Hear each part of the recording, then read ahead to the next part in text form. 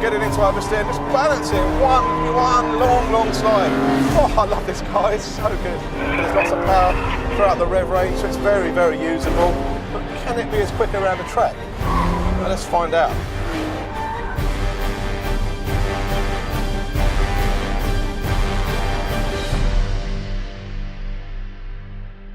Say hello to the new BMW M235i. With its 3-litre straight-six twin-turbocharged engine, it's the most powerful 2 Series you can buy.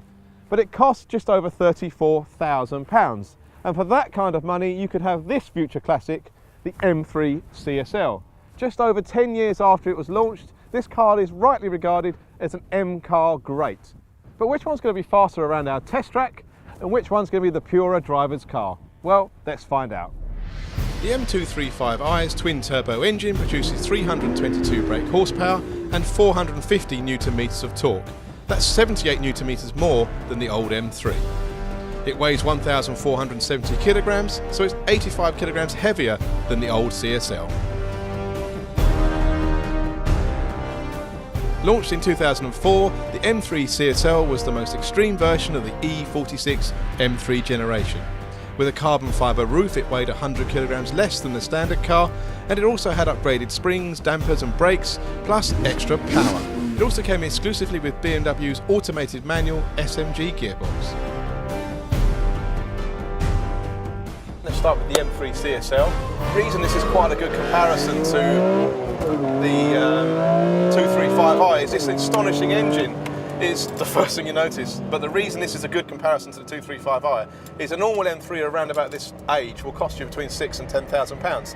If you want an M3 CSL, a decent one, you're looking at around £30,000 to £35,000. So it's very, very similar money, and you're going to get an appreciating classic car that's going to be an asset into the future. But more importantly, if you're about your driving experience, what you're going to get is this astonishing engine. So just listen to this engine. Revs to 8,000 RPM. It's really quite a staggeringly good engine. This car did have an automated manual gearbox, which by modern standards is very, very slow as it shifts. So there's quite a clunk as each gear goes in. It's not like a modern dual clutch system, but to be honest, you'd forgive it for this engine. It's amazing. And the chassis is equally good. There's so much balance in the chassis. Like, you can just sense when the car's going to transition from understeer to oversteer. The body control is excellent. So here, you can just sense the car, get it into oversteer, and just balance it. One long slide. It's just beautifully balanced chassis, and as I say, amazing body control. It's not a lot of feel through the steering, but to be honest, there's enough, and the chassis is just so good it doesn't really matter. So we've got a bit of heat into tyres, so we're going to come around now and try and sort out a lap time and see how we get on. Now, these cars, when they were new, were famed for probably not having quite enough performance in the brakes and suffering from a bit of brake fade. And also I'm going to try and be a bit kinder on the brakes than the old girl, because she's 11 years old after all. But let's see if we can get a good lap time. Now, through here, the balance of the chassis through there is just beautiful, and hard on the power, very little understeer, very little oversteer, just really lovely balance. Just over about 110 miles an hour down to the chicane. There's a blip on that downshift, but it's, as I say, a little bit slow by modern standards. They're just transitioning into oversteer on the exit, but not really losing too much forward momentum. Just lovely, lovely balance. Fourth gear, down to third. Already a little bit of brake fade. The front end bite as you go into the corners is just beautiful. Lots of sense of what's going on. Just know exactly where you are with the chassis.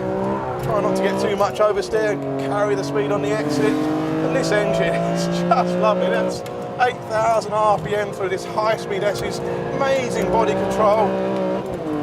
Oh, I love this car, it's so good. Down through the gears and coming up to last corner, resisting the temptation to indulge in too big a slide, and around to the last corner, putting all that 8,000 RPM onto the road and across the line. The M3 CSL is an absolute joy to drive on track, and it laps our circuit in 1 minute 13.5 seconds. But how will the modern day 235i compare? In the CSL, you've got that amazing engine that goes ballistic above 6,000 RPM, whereas in this car, you just got really quick revving. It revs to 7,000, but really quick revving and lots of torque all the way through the rev range. Now, you can have a dual clutch gearbox in the 235i, but we've got one with a manual box. And I have to say that is pretty nice because the throttle response is really good. So you can get a really nice heel and toe blip on the down change. It's a nice manual box.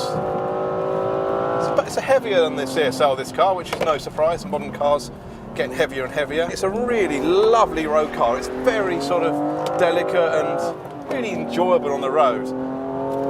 In the practice laps, I've got to say, it's not an ultimate track car. It does feel a little bit heavy. Hasn't got the body control of that hard-edged CSL, so you can feel there in the oversteer when the car comes back, there's a little bit of sort of snapback as the lateral movement and the bodywork and the body starts to make itself known, and it's just not as playful and as taut as the CSL. But then, you know, this isn't an M3, it's not an M2, it's only an M235i, so it's got an M badge, but it's not the ultimate.